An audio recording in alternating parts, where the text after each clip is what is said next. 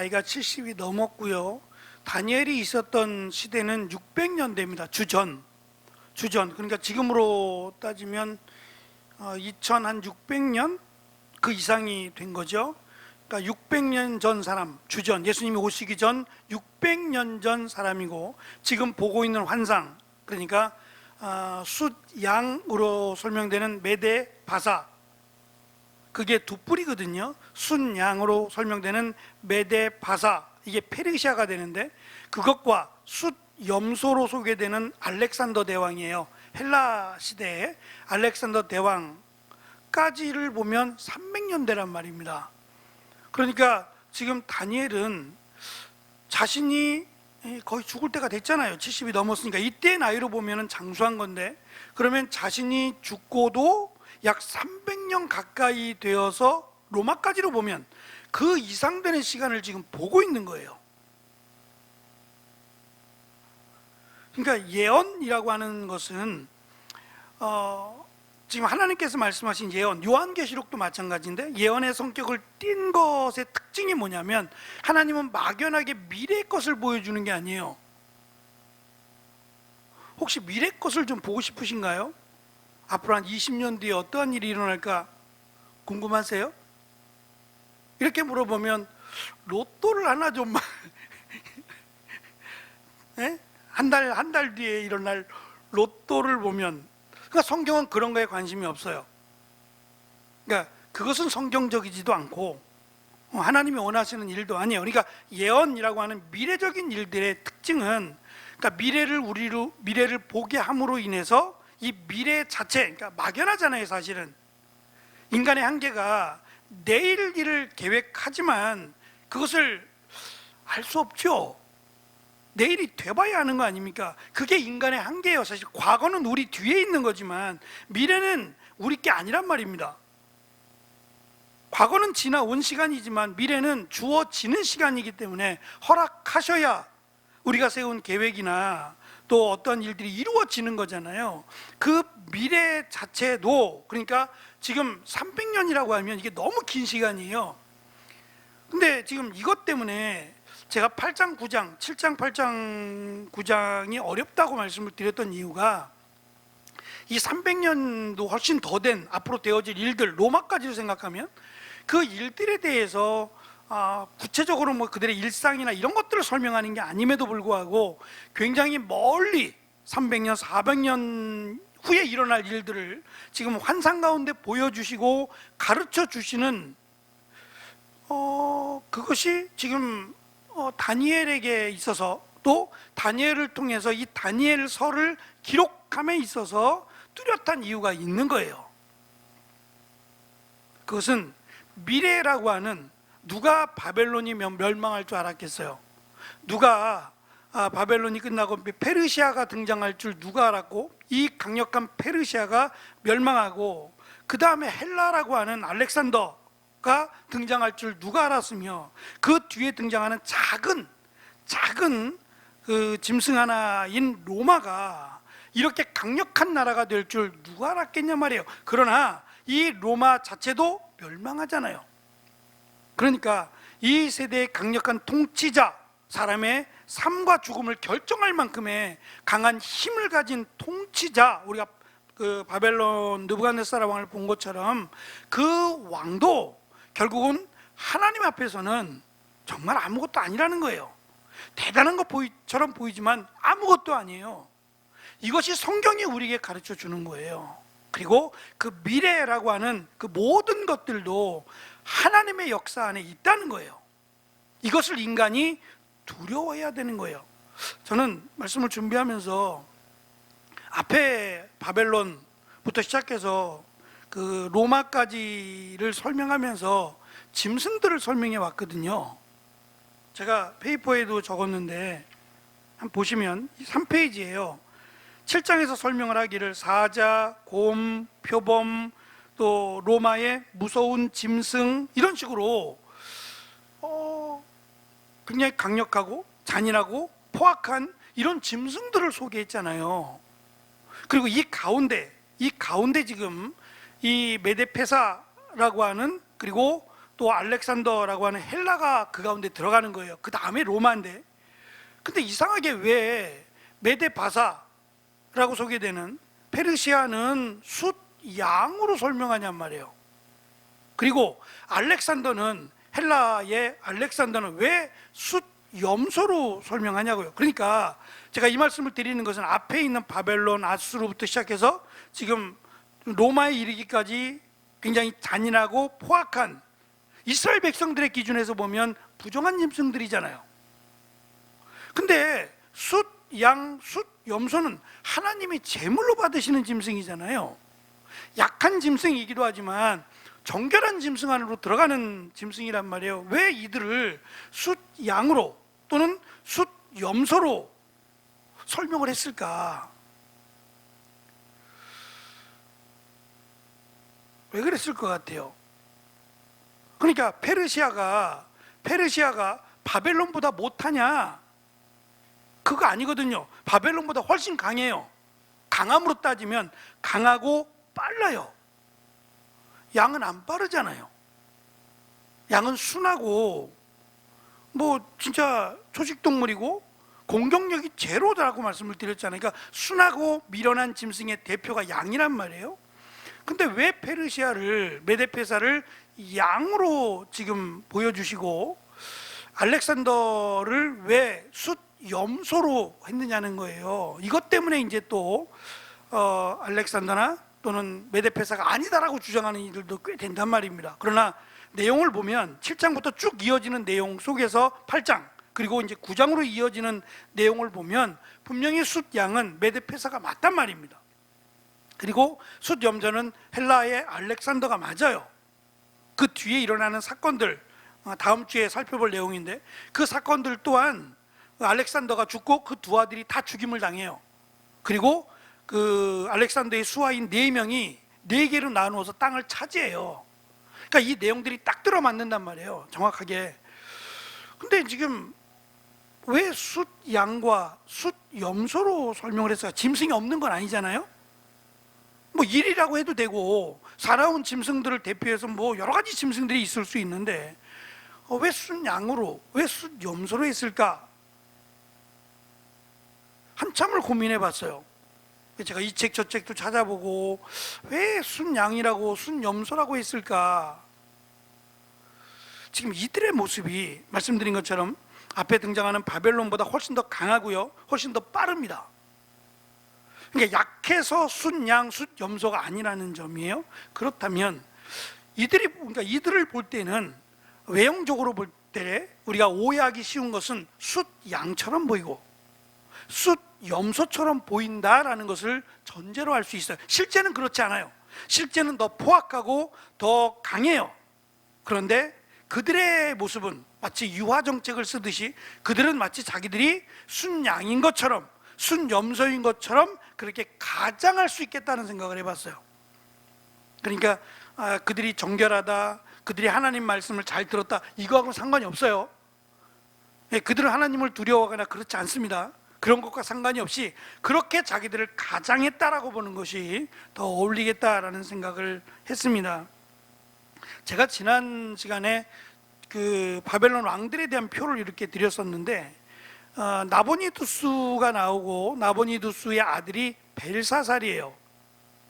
바벨론의 마지막 왕인데, 이 벨사살이, 나보니두스가 약 3년 정도밖에 통치를 못해요. 그리고 사실은 이 나보니두스는 수도에 머물지 않고 지방으로 가 있었어요. 왜 그랬는지는 모르겠어요. 지방으로 주로 내려가 있었고 아들인 벨사살에게 나라를 거의 맡기다시피 했어요. 그런데 오늘 말씀의 시작을 보면 벨사살 왕 제3년에 라고 가르쳐줘요, 시간을. 이때가 나보니두스가 3년째 되던 해, 그러니까 553년이 됩니다. 553년, 그리고 벨사살 왕이 제3년이 되는 551년이 되는데, 그때 지금 7장의 환상보다 2년이 지났어요. 그러니까 2년이 흐른 시점에 환상이 다시 보인 거예요. 그리고 5장에서 벨사살 왕이 연회를 베풀 때 손가락이 나타나서 벽에다 막 손가락을 쓴 거 있죠. 이거는 앞으로 12년 뒤에 나타날 거예요. 그러니까 순서적으로 맞지 않는 거예요. 사실 순서적으로 시간적으로 따지면 5장이 더 뒤로 가야 되는 거예요. 그러니까 시간을 지금 섞어놨어요. 7장에 있는 환상, 그것보다 2년이 지나서 다시 지금 다니엘에게 환상이 보이는데요. 1절은 뭐라고 되어 있냐면 한 환상이 나타나니라라고 되어 있어요. 그러니까 다니엘이 원한 게 아니란 얘기예요. 환상을 보여주세요라고 원한 게 아니라 환상이 보여진 거예요. 환상을 하나님이 열어서 보여주셨는데 2절에 보면 내가 환상을 보았다고 말을 해요. 그러니까 보여주신 것과 본 것은, 이렇게 지금 보여주신 것 그리고 본 것을 설명하는 이유는 다니엘이 거기에 있었고 그 환상을 다니엘에게 보여주셨다라는 것을 강조하기 위함이에요. 그냥 누구나 다 볼 수 있는 환상은 아니었다는 거죠. 그 자리에 다니엘이 있었다라는 것으로 다니엘에게 허락하신 환상이다라고 하는 것을 이해할 수 있습니다. 이 페이지 가시면 다니엘이 이렇게 설명합니다. 내가 그것을 볼 때, 그 환상을 볼 때에 내 몸은 엘람 지방 수산성에 있었고 내가 환상을 보기는 을레 강변에서니라 라고 되어 있어요. 이게 왜 지금 어렵냐면 그 수산성, 엘람 지방의 수산성은 이 다니엘이 지금 있는 그 바벨론의 수도가 아니에요. 오히려 바벨론에서 354km 떨어진 곳이에요. 가깝지 않죠? 35km가 아니라 354km라니까요. 여기서 대구까지는 가겠는데요. 이렇게 수도를 멀리 두는 경우가 어디 있어요? 그러니까 바벨론의 수도가 아니에요.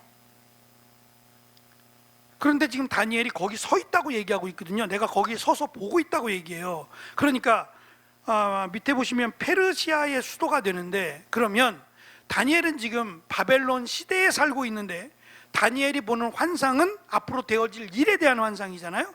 그 환상 속으로 미래로 간 거예요. 어렵죠? 다니엘이 미래에 가 서 있어요. 지금 바벨론에 있는데 페르시아에 가서 서서 보고 있는 거예요. 재밌겠다. 미래에 가서 미래에 가서 자기가 그것을 직접 보고 있는 거예요. 이 꿈꾸는 게 아니라, 믿으시죠? 하나님이 이렇게 하신 것을. 이게 꿈이 아니에요. 꿈이 아니라 실제로 다니엘이 앞으로 되어질 페르시아의 수도가 되는 수산성에 다니엘이 을레 강변에 거기에 서 있는 거예요. 서서 보고 있는 거예요. 하나님이 자신을 보게 하셨다라는 것으로 설명을 하면서 지금 설명하고자 하는 이 일은 하나님이 특별히 미래에 대해서 보여주시고자 하는 거예요. 근데 사실 뒤에도 나오지만 다니엘은 이것을 다 보고 나서 잠을 못 자요. 왜냐하면 너무 먼 이야기예요. 이 안에는 메시아에 관한 내용이 있어요. 인자 같은 이가 또 나오는데 메시아에 관한 이야기가 있어요. 자, 제가 그 말씀 한번 드린 적이 있는데 구약에 등장하는 이름 있는 선지자, 이름 없는 수많은 선지자들이 있어요. 그 선지자들을 통해서 하나님이 말씀하셨는데 가장 큰 비밀, 가장 큰 은혜는 무엇보다도 메시아를 통해서, 히브리어로 보면 메시아인데 메시아를 통해서 하나님이 새 하늘과 새 땅을 다스린다는 거예요. 그러니까 하나님의 나라를 하나님이 세우시고 그 하나님의 나라를 통치하실 때가 언제냐면 메시아를 보낼 때예요. 그럼 메시아를 보고 싶지 않겠냐고요. 선지자들이 그토록 메시아를 보고 싶지 않겠냐고요. 근데 볼 수 없었어요. 그래서 누가복음에 예수님, 아기 예수님을 본 사람들이 나오거든요. 근데 그 사람들이 대단하지 않잖아요. 나이가 많고 과부였고, 물론 선지자긴 하지만 그런 사람들이 메시아를 만나요. 아기 예수님을 만났지만 그들은 이 아기 예수님이 메시아인 걸 아는 거예요. 얼마나 기뻤겠어요. 얼마나 기뻤겠냐고요. 그러니까 세례 요한도 구약의 마지막 선지자입니다. 마지막이자 이제 선지자는 없어요. 끝인데 그 선지자인 세례 요한도 예수님을 메시아로 믿었어요. 물론 생각이 조금 달랐어요. 메시아에 대한 그 구약의 그 이미지는 심판이었기 때문에 왜 메시아가 오셨는데, 분명히 메시아가 맞는데 왜 심판하지 않지? 왜 하나님의 나라가 임하지 않지? 이렇게 자꾸 의심을 하게 된 거예요. 그래서 제자들을 보내서 당신이 정말 메시아입니까? 아니면 또 다른 메시아를 기다려야 되는 겁니까? 라고 질문을 했던 거죠. 그만큼 구약에서 비밀이라고 하는 말은요, 감추어져 있을 때 비밀이에요. 우리는 궁금하죠. 비밀이야 그럼 궁금하잖아요. 근데 비밀이 오픈되면 그때부터는 비밀이 아니에요. 감추어진 것, 이걸 비밀이라고 말하는 거예요. 그러니까 하나님이 이것을 감추어 두셨어요. 정확하게 알지 못하도록 감추어 두셨다가 이것을 하나님이 오픈하셨어요. 그리고 예수님을 통해서 가르치셨어요. 그러니 다니엘이 이 말씀 속에서 메시아가 언제 온다고요? 지금 300년이 더 지나도, 아니 그 이상이 돼도 메시아가 안 와요. 다니엘이 본 환상에 의하면 메시아가 안 온단 말이에요. 그러니까 절망할 수밖에 없는 거예요. 왜냐하면 그때까지 믿음을 지킬 자들도 있겠지만 믿음을 지키지 않고 포기할 자들도 있기 때문에 안타까운 거예요. 그래서 다니엘은 이 환상을 보고 식음을 전폐하고 또 아파서 눕기도 하는 이런 일들도 등장하기도 합니다. 계속 보시면 3페이지 3, 4절 말씀드린 것처럼 앞에서 본 짐승 7장의 짐승들, 바벨론, 페르시아, 로마, 그리고 알렉산더 대왕이 죽고 그의 수하들 4명이 땅을 분할해서 갖게 되는 이런 모습들을 이제 설명하기 시작합니다. 먼저 다니엘이 본 숫 양은 두 뿔이 있다 그래요. 두 뿔이 있는데 양도 뿔이 있어요. 그 양이 사실은 이스라엘의 양은 크게 두 종류의 양이 있어요. 우리가 생각하는 털이 복실복실하고 하얗고 이런 양이 하나 있고, 또 하나는 산양이에요. 혹시 그런 거 보셨어요? 절벽을 막 뛰어다니는 양이요. 이거 양인데 굉장히 날씬하고 사냥개처럼 막 절벽을 막 어떻게 그렇게 뛰어다니죠? 이런 양도 있어요. 근데 양들도 뿔이 있는데요, 지금 문제는 뭐냐면 이 뿔이 길이가 달라요. 길이가 한쪽은 길어요. 현저하게 길고 한쪽은 뿔이 짧아요. 그런데 먼저 나온 것이 짧고 나중에 나온 것이 길다는 거예요. 그러니까 지금 순양이 설명하는 것은 메대, 바사 두 나라죠. 원래는 메대였고 메대와 바사는 그 친척간이잖아요. 먼 친척이긴 하지만, 그러니까 메대가 먼저였어요. 강성한 나라였다가 바사가 나중에 슬그머니 등장을 했는데 이 나라가 더 강력해서 나중에는 메대를 없애버리고 페르시아를 통합하게 되는, 그래서 처음 나온 뿔은 메대고 나중에 나온 뿔이 더 길어졌다고 설명하는 것은 바사라고 보시면 돼요. 그래서 그 나라가 페르시아가 된다라고 하는 것을 설명합니다. 뿔에 대한 설명을 3페이지에서 제가 했습니다. 한번 읽어보시고 4절에 가면 4페이지요. 그 순양이 서쪽과 남쪽과 서쪽과 북쪽과 남쪽을 향하여 받으나 라고 돼 있어요. 여기서 서쪽은 바벨론, 시리아, 소아시아, 북쪽은 아르메니아, 스키티아, 키스피아 해안 지역을 의미하고 남쪽은 이집트와 에티오피아를 의미해요. 동쪽을 빠졌어요. 동쪽은 인도 지역이 동쪽인데 왜 동쪽을 뺐느냐? 침략하지 않았느냐? 그건 아니에요. 침략은 했는데 이쪽에는, 인도 쪽에는 유대인들이 잡혀가지 않았어요. 유대인들이 거의 없어요. 그래서 그냥 의도적으로 뺀 거예요. 3군데만 침략했기 때문이 아니라 이스라엘 백성들이 잡혀간 곳들 중에는 인도가 없기 때문에 의도적으로 동쪽은 뺐다라고 보시면 돼요. 그것을 당할 짐승이 하나도 없고 그 손에서 구할 자가 없으므로 그것이 원하는 대로 행하고 강하여졌더라. 결국 페르시아가 대단히 강한 힘과 빠른 속도로 주변 나라들을 정복하고 있다라고 설명하는 거예요. 그래서 양의 이미지와는 안 맞아요. 왜 양으로 했을까? 그것은 그들이 양의 모습을 갖고 있지만 실제는 그렇지 않다라는 설명을 하기 위함으로 보인다 했습니다. 5절부터 8절 다니엘의 환상 속에서 두 번째 본 환상의 짐승은 숫염소입니다. 5절에 내가 생각할 때에, 그러니까 순양을 보고 순양에 대한 것들을 생각할 때에 또 하나의 환상이 열렸어요. 열려서 숫염소를 보여주신 겁니다. 다니엘은 이어 한 순염소가 서쪽에서부터 와서 라고 설명을 해요. 이 한 염소라고 소개되는 이 한 마리의 염소는 알렉산더입니다. 알렉산더가 20세에 통치자가 되고요, 33살에 죽어요. 왜 죽는다 그랬죠? 말라리아, 모기 물려 죽어요. 그런데 이 20대에 통치자가 되어서 이 페르시아를 거의 정복한 게 3년밖에 안 돼요. 3년 만에 페르시아를 거의 정복하고요, 10년 만에 그 지역을 다 정복해요. 엄청난 사람이에요. 그래서 헬라라고 설명하지 않고 알렉산더라는 한 사람을 조명해서 설명하기 위해서 한 숫 염소라고 설명을 하고, 이 어쨌든 염소는 양보다 강해요. 성격도 더 포악하고 양에 비해서 더 강력한 힘을 가지고 있다라는 걸 반영합니다. 온 지면에 두루 다니되 땅에 닿지 아니하며 라고 하는 말도 뭐 날아다닌다는 말이 아니라 그만큼 빠르다는 얘기예요. 닿지 않아 보일 만큼 굉장히 빠르게 정복해 나간다라는 것을 설명을 하고, 염소의 두 눈 사이에 있던 뚜렷하게 보이는 뿔이 있어요. 이상하잖아요. 이건 괴물이에요. 염소 눈 그 미간 사이에, 염소 두 눈 사이에 뿔이 하나가 아주 현저하게 뚜렷하게 뿔이 하나가 보여요. 이런 짐승 없어요.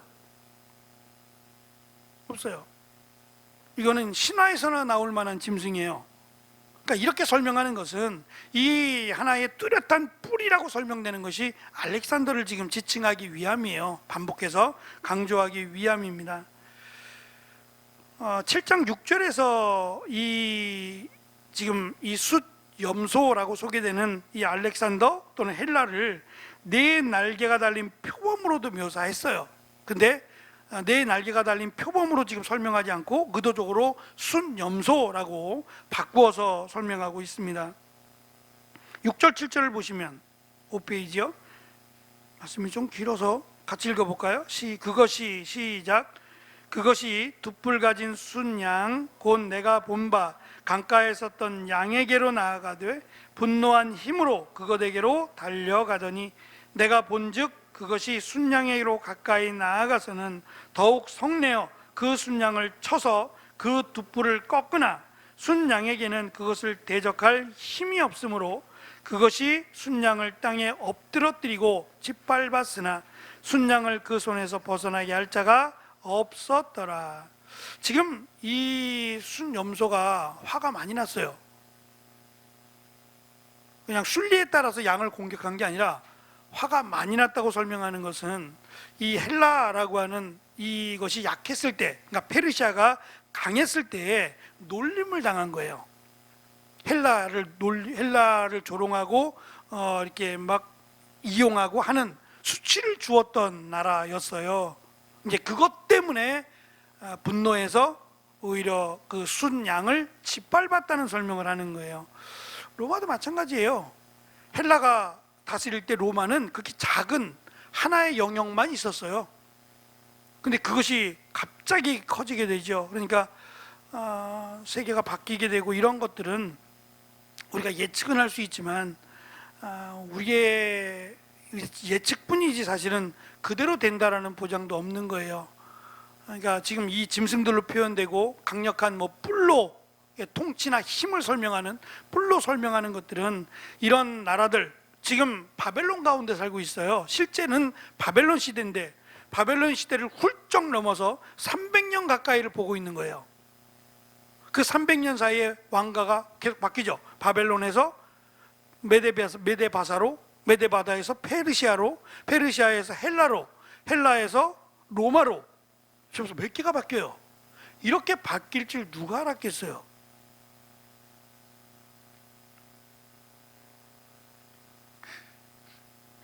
한 1년 뒤에 우리나라 경기가 어떻게 될 것 같아요? 하도 얘기들이 많아서 제가 농담 삼아 아내한테 한 몇 개월 전인 것 같아요. 4개월, 5개월 전인데요. 그때 이제 경기가 어려워지고 막 우리나라 이 금리가 높아지고 막 그럴 때예요. 제 경험상 50년 이상을 살아보니까 제 경험상 이 IMF 얘기가 자꾸 나오잖아요. IMF 때 달러가 얼마였는지 혹시 아세요? 기억나시나요? 1,700원, 1,800원이었어요. 그때 달러를 좀 사놓을 걸 그랬거든요. 안 그러셨어요? 그때 달러를 샀으면 돈을 뭐 이런 얘기 했어요. 금도 그렇고 달러가 자꾸 오를 것 같다는 느낌이 들더라고요.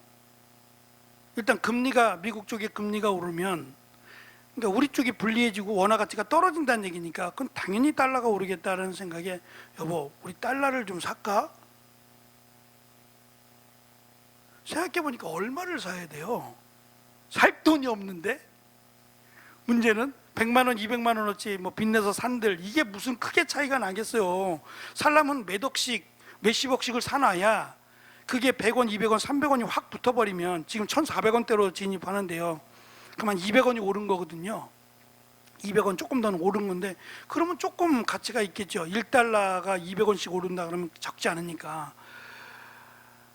우리가 살아본 제 삶의 시간들을 통해서 지금 이번이 겪은 두 번째 IMF라면 100년 살아가면서 몇 번의 이런 것을 겪게 되는구나, 인생사가 몇 번의 이런 것들을 겪게 되는구나 라는 것을 깨닫게 됐어요.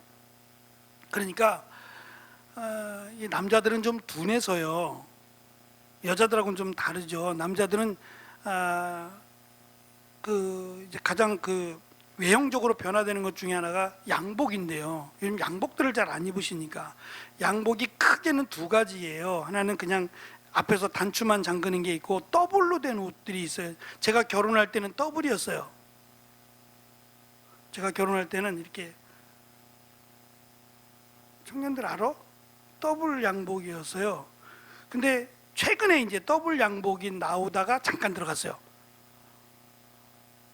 남자들은 관심이 별로 없어요 거기에.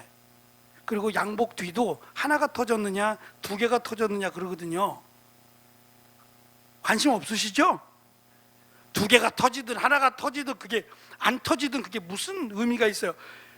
제가 봐도 그거 따라 하시는 분 아무도 없어요. 저도 그렇고, 뭐 요즘 유행은 뭐 뒤에가 이렇게 막힌 겁니다. 상관없어요. 하나 터지면 어떻고, 막혔으면 어떻고, 두 개면 어때요? 별로 관심이 없어요. 깃이 넓어졌다 좁아졌다 뭐 크게 남자들은 정말 관심이 없는 것 같아요. 근데 여자분들은 안 그러죠. 패션이 바뀐대요. 그런 얘기 많이 들으시죠? 예를 들면 뭐 나팔 바지가 한때 몇십 년 전, 뭐 10년 전에 유행했다가 사라졌다가, 뭐 좀 들어서 나팔 바지가 유행하고, 몇 년 전에는 또 긴 무거운데 이걸 왜 입지? 이 무거운 겨울 잠바죠, 오리털 잠바인데 이 발끝까지 오는 거, 그게 그렇게 유행한 적이 있어요, 몇 년 전에. 근데 작년엔 싹 들어갔어요. 추웠는데도 뭐 그래도 입고 다니시는 분도 있지만 유행을 타잖아요. 그러니까 사람이 살아간다는 건, 삶이라는 것은 크게 다르지 않아요. 변화를 준다고는 하지만, 너무 똑같으면 지겨우니까 변화를 준다고는 하지만, 그것 자체도 인간의 한계라는 거예요. 크게 달라지지 않습니다. 근데 이 우리가 보는 한계가 100년 앞을 내다보고 그럴 사람 많지 않을 것 같아요. 너무 먼 이야기고 그때까지 산다는 보장도 없잖아요. 그래서 뭐 20년, 많게는 30년 이렇게 내다보고 어떤 일을 준비하시는 분도 계세요. 근데 다니엘은 지금 300년, 400년을 보고 있는 거예요. 이때는 사실 지금과는 많이 달라요. 이 미래라고 하는 것은 그러니까 미래를 현재로 봤단 말이죠. 현재의 연속으로 보는 거지, 미래와 현재를 분리하지 않았어요. 그러니까 지금 현재를 살아가고 있는 것이 곧 미래를 살아가시는 것이라고 여겨왔어요. 뭐 지금처럼 보험을 두거나 예금을 하거나 이런 거 전혀 생각하지 않았어요. 그래서 성경은 이 어리석다라는 말을 여러 군데서 쓰거든요. 여러 군데서 쓰는데 특별히 이 돈과 관련돼서 누가복음은 3번을 써요. 특별히 부자들이 어리석다라는 것을 3번에 걸쳐서 누가복음은 기록을 해요. 부자가 왜 어리석죠? 부자가 지혜로운 사람이잖아요. 지혜로워야 부자가 돼요. 어리석은 사람은 부자가 되지 않아요. 이 말이 그렇지요. 부자는 쉽게 되지 않습니다. 부자들의 그 습관이 있어요. 제가 찾아봤더니 철저하더라고요. 자기 관리가 굉장히 철저합니다. 그냥 부자가 아니에요. 돈만 모은다고 부자가 아니더라고요. 근데 왜 지혜롭다라고 여겨지고 부자가 되기를 원하잖아요. 이 땅의 사람들은 부자가 되는 걸 꿈으로 꾸지 않아요? 건물주가 꿈이라면서요. 근데 왜 부자들을 성경은 어리석다고 말하냐고요. 그게 이제 당시의 배경을 안고 들어가는 거예요. 전쟁이 많았잖아요. 이스라엘은 전쟁이 많았어요. 지금 로마로부터 오기까지 계속 전쟁 아니에요? 그래서 제가 이스라엘을 축구공 같다고 말씀드렸죠. 여기 채이고 저기 채이고 늘 축구공 신세였어요. 이리 끌려가고 저리 끌려가고. 그런데 이 가난한 사람들은 사실 뭐 가질 게 없잖아요. 가진 게 없어요. 근데 부자들은 지금처럼 어음을 끌어갖고 다니는 것도 아니고 금을 들고 다닐 수 있는 것도 아니에요. 그럼 위험해요. 오히려 금을 갖고 있거나 돈을 갖고 있으면 죽어요. 그러지 않겠어요? 빼앗아 가버릴 거 아니에요. 그러니까 더 위험해요. 그것을 알고는 땅에 묻어요. 근데 이 바보가 못 돌아와요. 그래서 어리석다는 거예요. 단순히 부자기 때문이 아니라 내일 일을 알지 못하는 건데, 내일 일을 알지 못하고 내일 죽을 수도 있는데 그걸 왜 숨겨놓고 있냐고요. 그래서 성경은 쓰라는 거예요. 지금 시대가 달라요. 지금 시대와 삶이 다릅니다. 그래서 성경은 그것을 쓰라고 말하는 거예요. 잘 쓰라고. 좋은 일에, 하나님을 영화롭게 하는 일에 잘 쓰라는 거예요. 그 대표적인 것이 가난한 자들, 어려운 자들을 베풀며 살아가는 거예요. 그것이 사실 천국에서 거기에 대한 보상은 없어요. 근데 보상이 있는 것으로 말씀하잖아요. 그게 가치 있는 삶이라는 거예요. 나누어주고 베풀며 사는 삶, 그것이 부자들이 가치 있게 살아가는 삶이다 라는 것을 가르쳐 주는 거예요. 제가 한 20년 만에 오늘 그 새로 이제 가입하는, 아직 가입은 안 됐는데 이 시차례에서는 지난번에 통과가 됐기 때문에 가입이 될 거예요. 크게 문제가 없는 한. 근데 이제 저는 그 내년에 우리 교회가 들어가야 저는 담임 목사가 되고, 그 전까지는 전도 목사잖아요. 저는 이번에 체육대회를 하는데 선수를 못 뛰어요.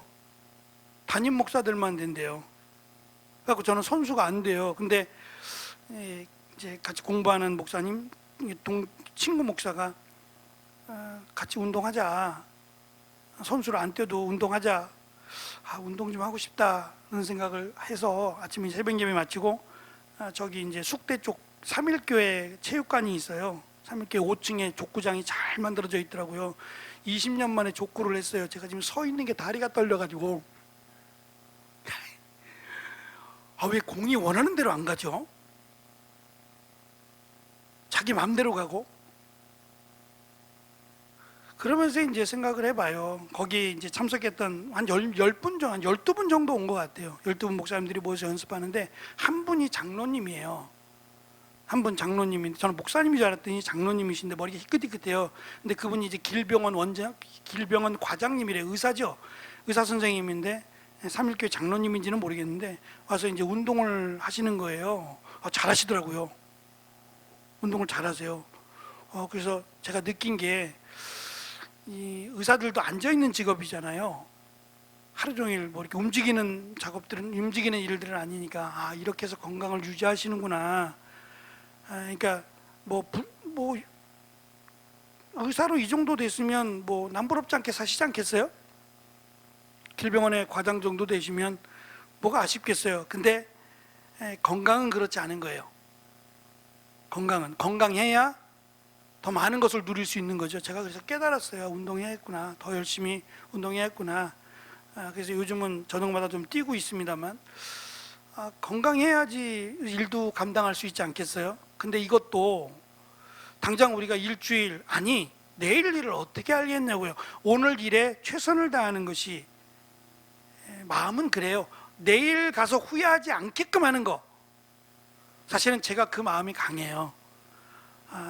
내가 어제 예배 드릴 때 이렇게 할 걸이라고 하는 후회를 하지 말자. 저는 그 생각이 좀 많거든요. 언제 하나님이 저를 데려가실지 모르는데 그때 가서 이럴 걸 저럴 걸, 그게 무슨 의미가 있겠어요? 늘 그때 최선을 다하자.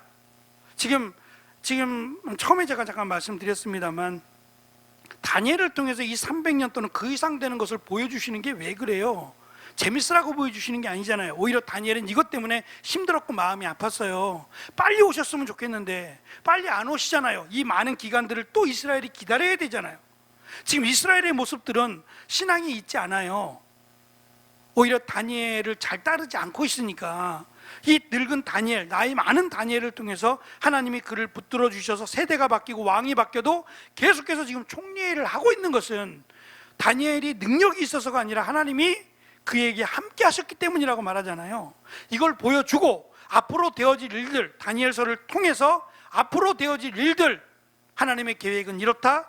그리고 이것을 통해서 너희들을 버린 게 아니다. 하나님은 너희들이 돌아오기를 원하고 있고 앞으로의 역사도 하나님이 이끌어 가신다라는 것을 분명히 강조하기 위함이다 라는 것을 알 수 있어요. 제가 그냥 간단하게 다음 주도 또 정리하겠지만 7페이지에서 잠깐 정리를 한번 했습니다. 2장, 7장, 8장의 관계를 정리했더니 이 세 장은 바벨론 제국과 그 후에 일어날 나라들에 대한 예언적 환상이었어요. 2장은 내 나라가 거대한 신상의 모습, 머리가 황금이요, 이런 신상의 모습들로 묘사되었고 세상 나라가 멸망하고 무너지고 사라진다라는 것을 거듭하는 중에 결국 작은 돌 하나가 와서 이것을 모든 것을 무너뜨린다고 하는 메시아에 대한 예언을 잠깐 했어요. 7장에서는 내 나라가 내 사나운 짐승으로 묘사되었고 내 나라의 정체가 밝혀지고 이와 더불어 적그리스도가 나타난다 그랬어요. 이 적그리스도는 메시아가 오셔도 나타나고 메시아가 다시 오실 때까지도 있어요. 근데 안타까운 점은 적그리스도 자체가 하나님의 버림받은 자를 상징해요. 그러니까 딱 누구라고 말할 수 없어요. 제가 오늘도 잠깐 집에 가서 이제 씻고 온다고 집에 갔는데 이 건너편에 제7일 안식교, 정말 오랜만에 봤어요. 제7일 안식교의 남자 두 분이 갑판대를 세워놓고 거기서 이제 뭐 말도 붙이잖아요. 이분들은 서 있다가 혹시 궁금해하면 이게 뭐예요? 라고 물어보면 그때 가서 이제 이야기합니다. 그들은 그렇게 하더라고요. 막 사람 붙들고 막 이렇게 안 하더라고요. 그냥 서서 있고 이게 뭐예요? 이게 뭐 책도 있고 막 그 주제가 있으니까 그걸 보고 궁금해하는 사람들이 있으면 접근해서 그들에게 대화하는 형식을 갖더라고요. 집에 갔다 오면서 보니까 사람이 바뀌었어요. 교대할 시간이 됐는지 여자분 한 분, 나이가 좀 드신 여자분이 한 분 계시고 두 분이 서로 이야기하는데 너무 안타까웠어요.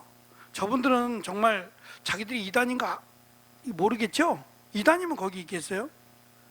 근데 저렇게 열심히 자기의 생업을 포기하면서까지 와서 이렇게 열심히 수고로 하는데 지옥 가잖아요. 그게 너무 안쓰러워요. 차라리 그냥 세상 가운데 즐기고 살다 지옥 가면 더 나을지도 모르겠어요.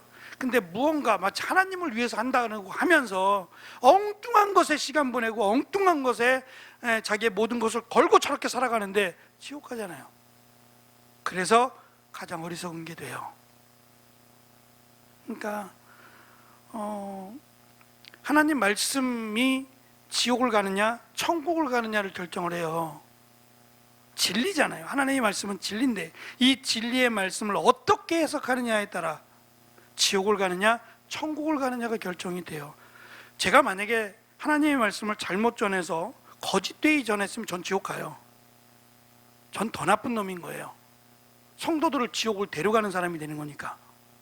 근데 만약에 제가 하나님 말씀을 말씀으로 잘 전해서 여러분들이 그걸 믿고 천국 갔다, 나중에 천국 가서 한턱 쏘세요. 그렇잖아요. 저 잘한 거잖아요. 그죠? 그러니까 우리가 분별력을 가지고 하나님의 말씀이 기준이에요. 지옥 가냐 천국 가냐 뿐만 아니라 구원 받느냐 못 받느냐가 하나님의 말씀을 통해서 우리에게 가르쳐 주는 내용이니까 우리가 하나님 말씀에 대해서 조금 더 관심을 가지고 이 말씀은 정말 하나님 말씀이다, 우리에게 직접 말씀하지 않아도 하나님이 하신 말씀이 성경이다 라고 믿으시고 이 말씀을 통해서 다니엘은 참 마음이 아팠지만 어쨌든 말씀대로 이루어졌습니다. 그러면 끝이 아니라 앞으로도 계속해서 새 왕들이 나타나고 새 통치자들이 나타나고 적그리스도가 나타난다고 해도 계속해서 이것은 반복될 것이고 하나님이 정한 때가 되면 그때는 메시아가 오셔서 끝나게 됩니다. 다시 오셔서 이제는 끝나게 된다. 그때까지 우리는 적그리스도의 유혹을 받지 말고 끝까지 믿음을 지켜야 된다라는 것을 우리가 기억했으면 좋겠습니다. 그래서 다니엘서가 요한계시록을 우리가 살펴볼 때에 우리는 먼저 보았지만 그냥 툭 하고 튀어나온 말들이 아니라 이미 다니엘서를 통해서 이루어진 역사요. 출애굽 역사도 그렇지만 다니엘서를 통해서 이루어진 역사들이요, 왕들이 바뀌고 하는 이 역사들도 그대로 이루어졌잖아요.